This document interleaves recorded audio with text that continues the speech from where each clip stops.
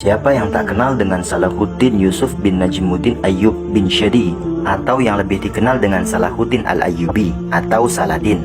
Beliau merupakan kesatria dan panglima muslim yang tak mengenal rasa takut dan paling ditakuti musuh dalam perang salib. Salahuddin Al-Ayyubi adalah laki-laki dari kalangan Ajam atau non-Arab.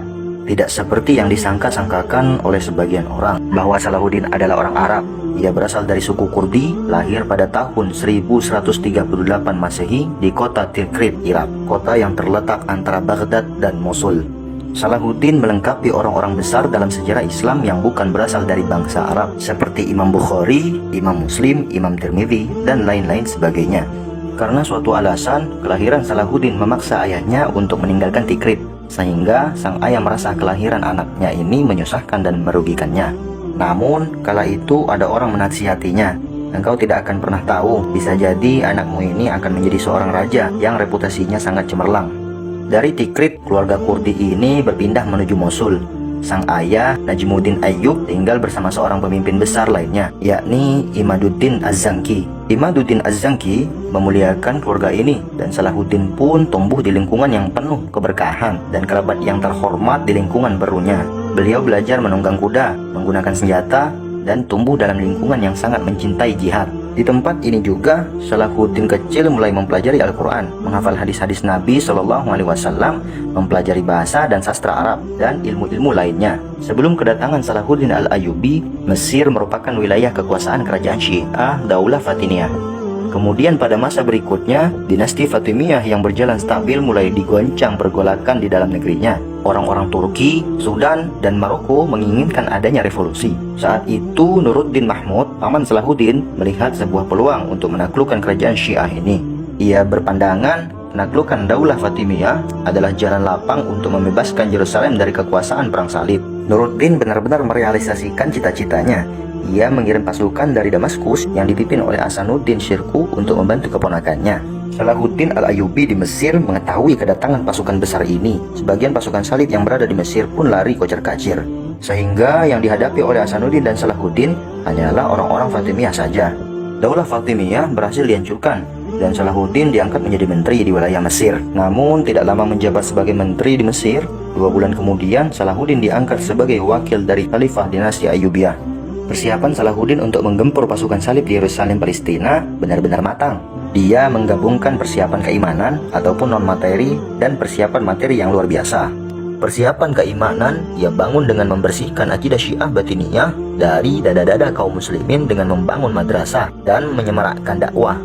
Persatuan dan kesatuan umat muslim ditanamkan dan dibangkitkan kesadaran mereka menghadapi pasukan salib. Dengan kampanyenya ini, ia berhasil menyatukan penduduk Syam, Irak, Yaman, Hijaz, dan Maroko di bawah satu komando. Dari persiapan non-materi ini, terbentuklah sebuah pasukan dengan cita-cita yang sama dan memiliki landasan keimanan yang kokoh. Dari segi fisik, Salahuddin mengadakan pembangunan markas militer, benteng-benteng perbatasan, menambah pasukan, memperbaiki kapal-kapal perang, dan membangun rumah sakit. Pada tahun 580 Masehi, Salahuddin menderita penyakit yang cukup berat. Namun dari situ, tekadnya untuk membebaskan Yerusalem semakin membara. Dengan karunia Allah, Salahuddin pun sembuh dari sakitnya. Ia mulai mewujudkan janjinya untuk membebaskan Yerusalem. Pembebasan Yerusalem bukanlah hal yang mudah. Salahuddin dan pasukannya harus menghadapi pasukan salib di Hattin terlebih dahulu. Perang ini dinamakan Perang Hattin, perang besar sebagai pembuka untuk menaklukkan Yerusalem. Dalam perang tersebut, kaum muslimin berkekuatan 63.000 pasukan yang terdiri atas para ulama dan orang-orang soleh. Mereka berhasil membunuh 30.000 pasukan salib dan menawan 30.000 pasukan lainnya. Setelah menguras energi di Hattin, akhirnya kaum muslimin tiba di Al-Quds, Yerusalem. Dengan jumlah pasukan yang besar, tentara-tentara Allah ini mengepung kota suci itu. Perang pun berkecamuk. Pasukan salib sekuat tenaga mempertahankan diri.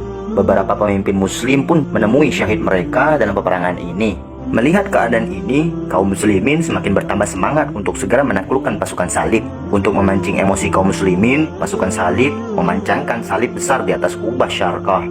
Salahuddin dan beberapa pasukannya segera bergerak cepat ke sisi terdekat dengan Kubah Syarqah itu untuk menghentikan kelancangan pasukan salib. Kemudian kaum muslimin berhasil menjatuhkan dan membakar salib tersebut. Setelah itu, Jundullah menghancurkan menara-menara dan benteng-benteng Al-Quds. Pasukan salib mulai terpojok, mereka tercerai-berai dan mengajak berunding untuk menyerah. Namun Salahuddin menjawab, Aku tidak akan menyisakan seorang pun dari kaum Nasrani, sebagaimana mereka dahulu tidak menyisakan seorang pun dari umat Islam ketika menaklukkan Yerusalem.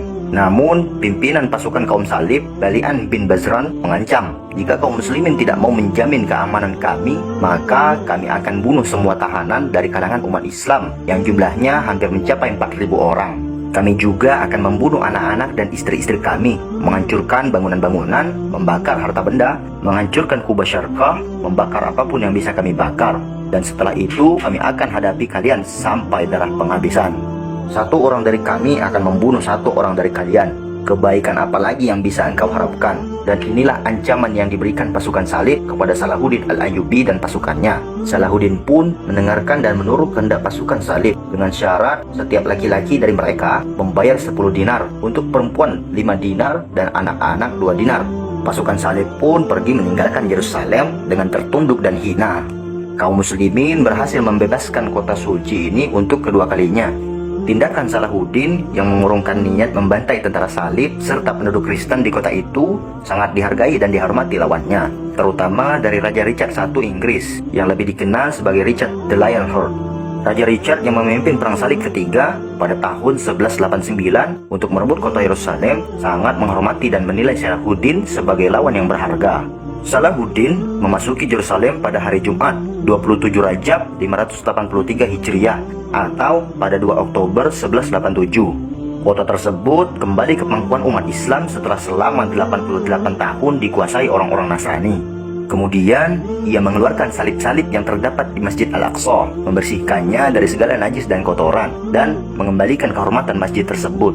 Salahuddin Al-Ayyubi wafat pada usia 55 tahun pada 16 Safar 589 Hijriah, bertepatan dengan 21 Februari 1193 di kota Damaskus. Salahuddin wafat karena mengalami sakit demam selama 12 hari. Dan semoga Allah meridhoi, merahmati, dan membalas jasa-jasa Salahuddin Al-Ayyubi, sang pembebas Yerusalem.